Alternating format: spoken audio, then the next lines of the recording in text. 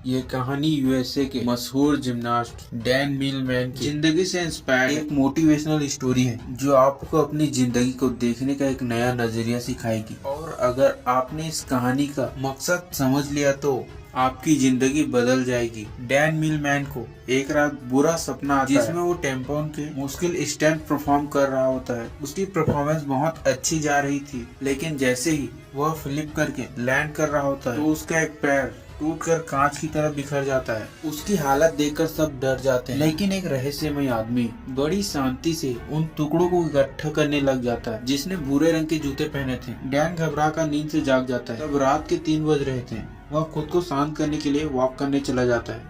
Walk के दौरान वो एक गैस स्टेशन पर पहुंचता है जिसके साथ एक ग्रोसरी स्टोर था। वो वहाँ से कुछ सामान लेता है। तब एक बूढ़ा आदमी अंदर आता है जिसने बिल्कुल वैसे ही जूते पहने थे जैसे डैन ने अपने सपने में देखा था। डैन उनसे कहते हैं कि तुम्हारे पैर में अलग अलग जूते हैं। जवाब में वो आदमी कहता है इनमें से एक जूता नया है, एक जूता पुराना।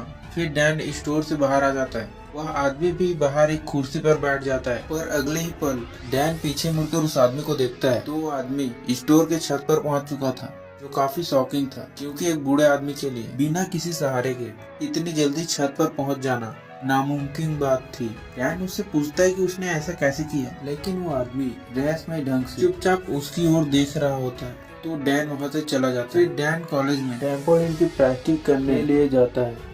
डैन अपने कॉलेज का बेहतरीन टेम्पोनिस्ट था, लेकिन वो अपने परफॉर्मेंस से सेटिस्फाइड नहीं था। वो खुद को दूसरों से बेहतर समझता था, इसलिए वो थोड़ा घमंडी भी था। अपने आप को बेहतरीन साबित करने के लिए वो डबल फ्लिप के बजाय ट्रिपल फ्लिप की प्रैक्टिस कर रहा था। ऐसा स्टंट करके वो बेस्ट एथलीट बनना चाहता था, क्योंकि ऐसा स्टंट आज तक किसी ने नहीं किया था और डैन भी नहीं कर पाता और नीचे गिर जाता। उसके कोच को ये सब पागलपन लगता था। वह कहता था कि तुम एक बेहतरीन खिलाड़ी हो, पर ट्रिपल फ्लिप कर पाना मुमकिन नहीं है, क्योंकि इसके लिए असाधारण ताकत और अचूक टेक्निक चाहिए। और अगर जरा सा भी चूक हुई तो तुम्हें सीरियस इंजरी भी हो सकती है या फिर तुम्हारी जान भी जा सकती है। कोच की बातें डैन को निराश तो कर देती है। ट्रिपल फ्लिप करने के लिए उसे स्पेशल ट्रेनिंग की जरूरत थी, तो मदद मांगने वो बूढ़े आदमी के पास चला जाता है। डैन उससे पूछता है कि तुम सिर्फ 1 सेकेंड में उस 12 फीट ऊंची सीधी दीवार पर कैसे चढ़ गए थे, क्योंकि मैं खुद एक जिम्नास्ट हूँ और मुझे अच्छी तरह पता है कि कोई भी एथलीट ऐसा नहीं कर सकता। वो आदमी कहता है कि उसे समझने के लिए तुम बहुत कमजोर हो और तुम्हें बहुत कुछ सीखने की जरूरत है। लेकिन डैन को अपनी ट्रेनिंग और नॉलेज पर काफी घमंड था, इसलिए वो कहता है मुझे हर चीज की नॉलेज है और तुम कोई भी सवाल पूछ सकते हो। वो आदमी उससे पूछता है क्या तुम खुश हो रहे हैं। डैन को यह सवाल फिजूल लगता है। फिर भी वो कहता है मेरे डैड के पास ढेर सारा पैसा है, पढ़ाई में भी मुझे बढ़िया ग्रेड्स मिल जाते हैं, मेरे अच्छे दोस्त हैं, मैं देखने में भी सुंदर हूँ और लड़कियां मुझे पाने के लिए मरती है। जवाब में वो आदमी कहता है कि अगर तुम्हारे पास सब कुछ है तो तुम सो क्यों नहीं पाते, क्योंकि कल भी तुम रात के 3 बजे आए थे और आज भी रात के 3 ही बजे। उसकी बातें सुनकर डैन उसकी तुलना महान फिलोसोफर सोक्रेटिस के साथ करने लगता है और उसे सोक्रेटिस नाम से ही बुलाने लगता है। इसके बाद वो आदमी पूछता है अगर तुम ओलंपिक टीम की हिस्सा न होते तो फिर क्या करते। ये सवाल डैन को अंदर से हिलाकर रख देता है, क्योंकि उसने ओलंपिक के अलावा कुछ भी सोचा नहीं था। पर उस आदमी ने ये सवाल पूछा क्यों। डैन को लगता है कि वो आदमी सनकी है, तो घबरा कर डैन वहाँ से चला जाता है और उसे भूलने की कोशिश करने लगता है। अपने रोजमर्रा की जिंदगी की तरह वो अपने दोस्तों के साथ क्लब में एंजॉय करता है, शराब पीता है और लड़कियों को इम्प्रेस करके रात में उनके साथ वक्त बिताता है। पर इसी दौरान अचानक एक पल के लिए सोक्रेटिस वहाँ आ जाता है, जो एक इशारा था ताकि डैन अपने हरकतों को सुधार सके। फिर डैन सोक्रेटिस से मिलने चला जाता है। उन दोनों में थोड़ी बातचीत के बाद एक लड़की उनके लिए खाना लेकर आती है जिसका नाम जॉय था। फिर वो लोग खाना खाने लगते हैं। फिर डैन अपने मुंह में खाना ठूसने लगता है और जल्दी जल्दी खाने लगता है, लेकिन सोक्रेटिस कहता है तुम्हें अपना खाना धीरे धीरे एंजॉय करके खाना चाहिए। वो कहता है कि तुम्हें बहुत सी गलत आदतें हैं, अगर तुम मुझसे ट्रेनिंग करना चाहते हो तो no TV, no alcohol, no drug and no physical relationship. लेकिन डैन को अपने ट्रेनिंग पर काफी घमंड, तो सोक्रेटिस उसे सिर्फ 5 मिनट के लिए स्क्वाट पोजीशन में खड़ा रहने का चैलेंज करता है, जो देखने में तो सिंपल लगता है, लेकिन उन 5 मिनट में डैन का सब्र जवाब देने लगता है और वो टेबल से गिर जाता है। अपना घमंड टूटने और खुद को बेइज्जत महसूस करने के बाद डैन गुस्से में वहाँ से जाने लगता है। तो सोक्रेटिस कहता है सेल्फ एक्सपीरियंस हमें बहुत कुछ सिखाता है। हमारे अंदर हर सवाल का जवाब होता है, इसलिए बाहर से सोचना बंद करो और अपने अंदर अपने सेल्फ एक्सपीरियंस से अपने जवाब ढूंढो। फिर तुम्हें पता चलेगा कि रात को तुम सो नहीं पाते क्योंकि तुम अंदर से पूरा खाली हो और तुम्हें खुद के खालीपन से डर लगता है। वो ये भी कहता है कि एक योद्धा के लिए अपने शरीर और दिमाग पर संतुलन होना बहुत जरूरी है। और फिर डैन को वो एक योद्धा की तरह ट्रेन करने के लिए मान जाता है। अगले दिन जब डैन कॉलेज आता है तो उसे पता चलता है कि उसके फ्रेंड काइल के हाथों में प्रैक्टिस के दौरान फ्रैक्चर आ गया। काइल ओलंपिक में क्वालिफाई नहीं कर पाएगा। टीम का कोच इस बात से परेशान था। जिम्नास्ट में सबसे बेहतरीन खिलाड़ी था। रात को डैन फिर से सोक्रेटिस से मिलने चला जाता है। सोक्रेटिस एक गाड़ी ठीक कर रहा होता है और वो डैन से रेंच मांगता है। डैन जानबूझकर रेंच को उसकी तरफ फेंक देता है, लेकिन सोक्रेटिस उसे बिना देखे पकड़ लेता है। डैन दोबारा से ऐसे करता है और सोक्रेटिस उसे फिर से पकड़ लेता है। सोक्रेटिस कहता है, हमारे दिमाग में लाखों बेतुके विचार चल रहे होते हैं जो हमारे लक्ष्य को धुंधला बनाकर हमें भटका देते हैं। फिर वो डैन को थप्पड़ मारकर उकसाता है। फिर जवाब में उसे पंच मारने के लिए कहता है। पहले तो डैन शांत रहता है, फिर वो जब सोक्रेटिस पे हमला करता है तो सोक्रेटिस उसे बड़े आराम से हरा देता है। फिर वो कहता है, अपने लक्ष्य के अलावा जो कुछ भी तुम्हारे दिमाग में चल रहा है उसे हटा दो। वो सब बेकार कचरा है, वो सब अपने दिमाग से हटा दो। और वो कल सुबह कैंपस के ब्रिज के पास बुलाता है। अगले दिन जब डैन ब्रिज के पास पहुंचता है तो सोक्रेटिस उसे पानी में धक्का दे देता है। गुस्से में डैन उसके ऊपर चिल्लाने लगता है। जब सोक्रेटिस कहता है, जब तुम नीचे गिर रहे थे तब तुम्हारा दिमाग बिल्कुल खाली था, अब फिर से उसमें कचरा भर गया है। डैन गुस्से में कहता है कि मेरे दिमाग में कोई कचरा नहीं भरा है। तो सोक्रेटिस उसके माइंड को कंट्रोल करके वो सब देखने लगता है जो उसके दिमाग में चल रहा होता है। फिर वो कहता है, अगर तुम अपना ध्यान इन फिजूल के विचारों में रखोगे तो तुम अपने प्रेजेंट मोमेंट में कैसे रहोगे। अपना सारा ध्यान तुम प्रेजेंट मोमेंट पे रखोगे तब तुम्हें पता चलेगा कि तुम क्या क्या कर सकते हो और कितने अच्छे से कर सकते हो। काइल को चोट लगने के बाद कोच सभी को बुलाकर सभी खिलाड़ियों का टेस्ट लेता है। इस दौरान डैन सोक्रेटिस की बातों को ध्यान में रखते हुए अपने ध्यान को फोकस करने में कामयाब हो जाता है और पूरे फोकस के साथ एक बेहतरीन परफॉर्मेंस देता है जो शायद काइल से भी कई गुना बेहतर था। सब लोग डैन की वो परफॉर्मेंस देखकर सब लोग हैरान थे। फिर उस रात सोक्रेटिस को सारी बातें बताने चला जाता है। वो बहुत खुश था, उसे अपने परफॉर्मेंस पर नाज था कि दूसरे खिलाड़ी उनसे जलने लगे थे, लेकिन सोक्रेटिस को उसकी बातों में कोई दिलचस्पी नहीं थी। वो कहता है, तुम अभी भी पास्ट में जी रहे हो और तुम्हें अपने परफॉर्मेंस पर घमंड भी है, इसका मतलब तुम अभी कुछ नहीं सीखे। इतना कहकर उसे घर जाने के लिए कहता है और आज रात उसे कुछ भी सिखाने से मना कर देता है। लेकिन यहाँ कुछ अजीब होता है। डैन पर सुबह होने का इंतजार करता है और सोक्रेटिस का पीछा करने लगता है। सोक्रेटिस डैन के कॉलेज के प्लास्टिक रूम में चला जाता है और शर्ट के एक पोल पर बैठकर देख रहा होता है। जब डैन उनके पास जाकर बैठता है तो उसे महसूस होता है कि वो सबकी मन की बातों को देख पा रहा है, जो उनके दिमाग में चल रही बातों को सुन सकता है। और हैरानी तो तब होती है जब डैन खुद को उस हॉल में आते देखता है। ये देखकर वो नीचे गिर जाता है। तब उसे एहसास होता है कि वो सब एक भ्रम है। ना ही सुबह हुई थी, ना ही वो सोक्रेटिस के पीछे गया था।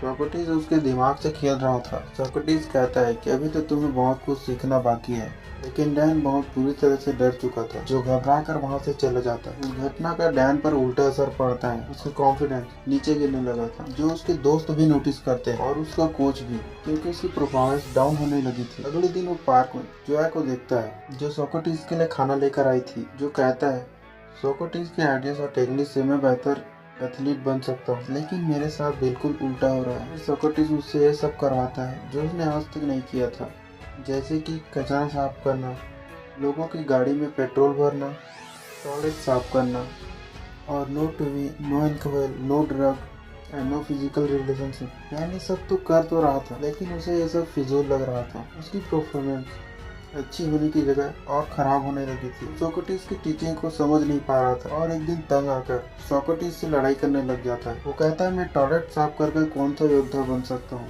तो सोक्रेटिस कहता है कि मैं तुम्हें किसी भी कंडीशन में मेडिटेशन करना सिखा रहा था और इससे तुम्हारा घमंड और बुरी आदतें कम हो जाएगी। पर डैन का गुस्सा बढ़ता ही जा रहा था। वो कहता है कि तुम पहले दिन पूछे थे ना क्या मैं खुश हूँ, तो आज मैं तुमसे पूछता हूँ, क्या तुम इस बेकार गैस स्टेशन में खुश हो। दरअसल डैन को लगता है कि सोक्रेटिस एक लूजर है, अपनी जिंदगी में ज्यादा पैसे कमाकर कामयाब नहीं हो पाया। उसकी फिलोसफी से भरी बातों को सुनकर गलती से उसके जाल में फंस गया है। सोक्रेटिस उसे अपने इमोशन को कंट्रोल में करने के लिए कहता है, लेकिन डैन उसके एक भी सुनने का तैयार नहीं था। और गुस्से में सोक्रेटिस से कहता है, मैं अपनी खुशी खुद ही ढूंढ लूंगा, और अपनी ट्रेनिंग छोड़कर वहां से चला जाता है। अफसोस, डैन ये समझ नहीं पाया। सोक्रेटिस उसे निस्वार्थ भाव से दूसरों के लिए काम करना सिखा रहा था, जिससे उसका गुस्सा कम हो जाता।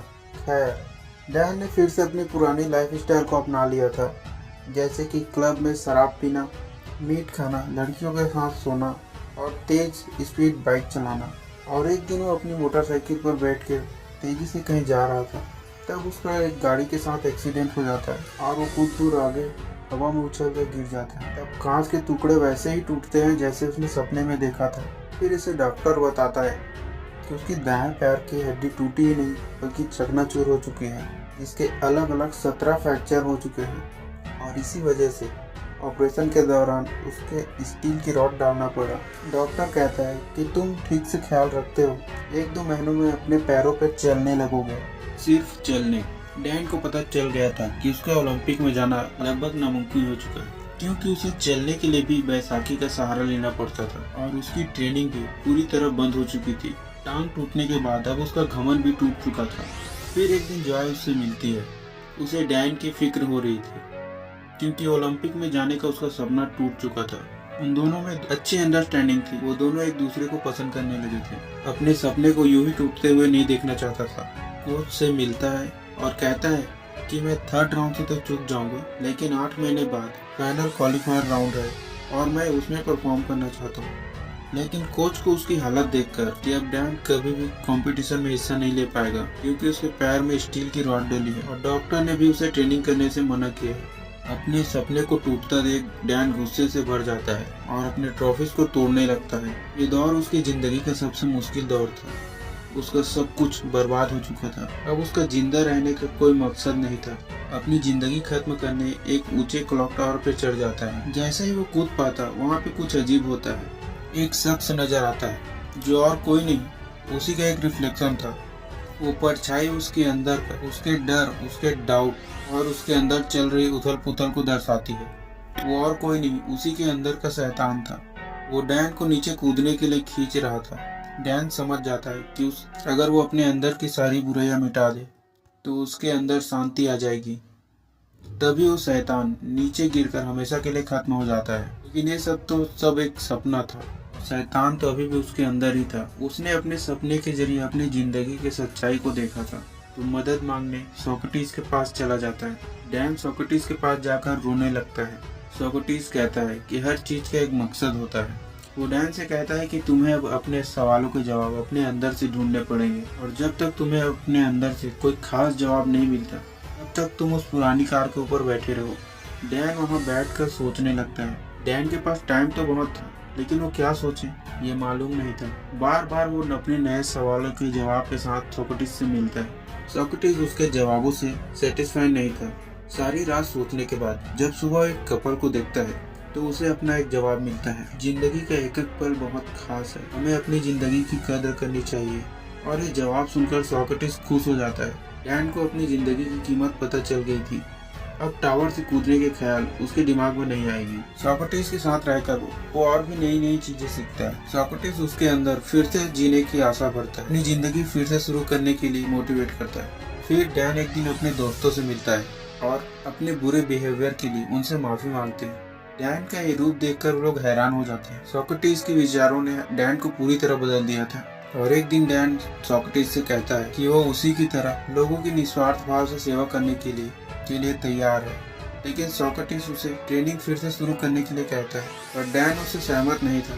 वो कहता है कि मेरे टांग में मेटल की रॉड डली है, मैं ये नहीं कर सकता। सोक्रेटिस कहता है कि एक योद्धा अपनी जीत या परफेक्शन के पीछे नहीं होता। उसे जो काम सबसे प्यारा है वो काम वो करता रहेगा, चाहे उसमें उसकी जान क्यों न चली जाए। डैन को प्रैक्टिस करने के लिए री के पास ले जाता है। इसे सोक्रेटिस ने तब बनाया था जब डैन हॉस्पिटल में था। अपने पैर में रॉड डले होने के बावजूद भी डैन अपनी पूरी एनर्जी लगा देता है, अपनी ताकत लगा देता है और खुद को कंपटीशन के लिए तैयार करता है। और एक दिन प्रैक्टिस करने के लिए अपने कॉलेज में जाता है। तब उसके दोस्त और कोच देखकर हैरान हो जाते हैं। जब डैन की परेशानी तो तब बढ़ती है जब उसका कोच उसे एक चिट्ठी देता है ओलंपिक कम्युनिटी ने डैन की पिटीशन को खारिज कर दिया था। उन्होंने डैन के डॉक्टर से बात की और उसके कोच से भी पूछा, लेकिन कोच ने डैन को अपने ईगो में आकर ट्रिपल फ्लिप करते देखा था। उसे लगता था कि डैन अपने परफॉर्मेंस के लिए वो किसी भी हद तक जा सकता था और डैन अपने आप को कभी मार डालेगा। इसलिए कोच ने डैन के फेवर में वोट नहीं किया। मंजिल के इतने पास आकर एक बार फिर उसका सपना टूट जाता है। सोक्रेटिस कहता है कि कोई अप्रूवल लेटर तुम्हें नहीं रोक सकती, वो करते रहो जो तुम्हें अच्छा लगता है। डैन कहता है कि मेरा मकसद सिर्फ प्रेस्टिज करना नहीं बल्कि ओलंपिक में गोल्ड हासिल करना है। सोक्रेटिस कहता है कि गोल्ड पाना सिर्फ एक लालच है, अगर वो मिल भी जाए तो क्या, जब तक तुम अंदर से खुश नहीं हो तो कोई भी बाहरी चीज तुम्हें खुश नहीं कर सकती। सोक्रेटिस उसे अपने इमोशन को कंट्रोल करने के लिए कहता है। डैन काफी अपसेट था और वो नाराज होकर सोक्रेटिस को कहता है कि मैं अपने सब कुछ छोड़ने के लिए तैयार था, लेकिन तुमने मुझे फिर से प्लास्टिक शुरू करने कहा। वो काफी परेशान हो चुका था, उसे कुछ समझ नहीं आ रहा था, तो अपने अंदर से जवाब ढूंढने के लिए वो फिर उसी गाड़ी पर जाकर बैठ जाता है। सोक्रेटिस उसकी तड़प को देखता है और उसे कल सुबह अपने साथ पहाड़ी पर चलने के लिए कहता है, जहाँ कोई खास चीज है। फिर अगली सुबह 4 घंटों का बहुत बुरी तरह थका देने वाला सफर के बाद जब वो पहाड़ी की चोटी पर पहुंचते हैं तो डैन सोक्रेटिस से पूछता है, तो बताओ मुझे क्या दिखाना चाहते थे, ये पहाड़, ये नज़ारा या कुछ और। सोक्रेटिस उसे अपने पैरों के पास पड़े एक पत्थर की तरफ इशारा करता है कि मैं तुम्हें यहाँ एक पत्थर दिखाने के लाया था। इतना सुनने के बाद डैन निराश हो जाता है। हम यहाँ लगातार 4 घंटों का सफर तय करके हम यहाँ एक मामूली पत्थर को देखने आए हैं। फिर उसे एहसास होता है कि सोक्रेटिस उसे कुछ समझाना चाहता है। थोड़ी देर सोचने के बाद वो समझ जाता है कि जब तक उसे मंजिल के बारे में पता नहीं था तब तक वो सफर का एंजॉय कर रहा था और वो खुश था। लेकिन जैसे ही वो अपनी मंजिल तक पहुंच गया उसकी खुशी खत्म हो गई, क्योंकि जो खुशी सफर में है वो मंजिल को पाने में नहीं। डैन समझ चुका था कि उसके गोल्ड हासिल करने का सपना भी इस पत्थर की तरह ही है, जिसे हासिल करने से या ना करने से कोई फर्क नहीं पड़ता। असली खुशी तो सफर के दौरान है। फिर अगले दिन प्लास्टिक के लिए अपने कॉलेज चला जाता है। उसकी बेहतरीन परफॉर्मेंस देखकर सब हैरान हो जाते हैं और उसका कोच उसे फाइनल क्वालिफायर राउंड में ले जाने के लिए तैयार हो जाते हैं। डैन अपनी टीम के साथ सोक्रेटिस को भी ले जाना चाहता था, लेकिन वो जब गैस स्टेशन पहुंचता है तो वो देखता है सोक्रेटिस वहां से जा चुका है और उसके जगह आज ही कोई नया लड़का आया है। वो गैस स्टेशन के अंदर जाकर भी देखता है, उसका कोई भी नामो निशान नहीं था। शायद वो अपना काम पूरा कर चुका था। क्वालिफायर राउंड में डैन अपना परफॉर्मेंस करता है। उसके दिमाग पर उसका पूरा कंट्रोल था। गोल्ड पाने का लालच या डर नहीं था, वो बस इस पल को एंजॉय कर रहा था। एक्सीडेंट के बावजूद भी उसकी ऐसी परफॉर्मेंस देखकर लोग बहुत ज़्यादा हैरान थे। उसके बाद डैन वैलकिरी के टीम के साथ उसने फर्स्ट नेशनल टाइटल जीता और जॉय के साथ शादी भी कर ली थी और फिर अपनी ज़िंदगी पर एक किताब लिखी जिसका नाम था way of the best for warrior, जिसने लाखों लोगों की ज़िंदगी को बदल दिया। और ये वीडियो भी उसी किताब पर बेस है। अगर आपको ये कहानी पसंद आई है तो शेयर करें। अगर आपको ये वीडियो पसंद आई हो तो हमारे चैनल को लाइक और सब्सक्राइब भी कर दीजिए। आपका लाइक सब्सक्राइब भी हमें मोटिवेट करता है।